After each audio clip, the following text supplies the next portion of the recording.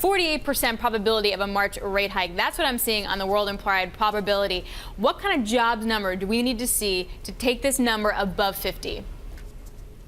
Oh, above 50, you just need a strong employment creation. If you want it above 70, you need a strong employment creation plus a pickup in wage growth. Wage growth is the most important number that's going to determine what the Fed does when the FOMC meets in the middle of March. Well, last week when we had Janet Yellen's testimony to Congress, you were saying the market was underpricing the risk of a March increase. You were saying it should be more to 50, 60% versus the market where they were more 20 to 30. Why did you see that? Well, I saw it because of the numbers. And I was very surprised when the market took it down to below 30. And that's when I came out and said, no, it should be more like 50 to 60. And yesterday we got to 52. Today we're 48. I think that is where it is based on the numbers. Now, to go higher, they need some assurances that inflation is indeed going to stick around that 2% target.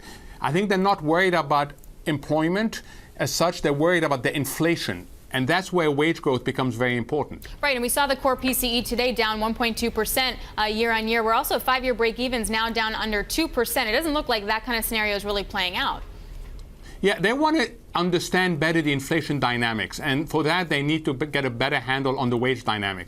You know, I feel sorry for the Fed. There's been so many moving pieces that a lot of the analytical model, especially the historical ones, are simply not as effective as they used to. So they want more assurances on the wage dynamics, and that'll make them feel better about the inflation side. Is there another answer to the question that I posed earlier when it comes to a March rate hike probability? Could it just be end of the month flows? We saw a lot of euro dollar selling in the futures market yesterday. Is it just that? Is it really fundamentals, or is it just sort of technical flows?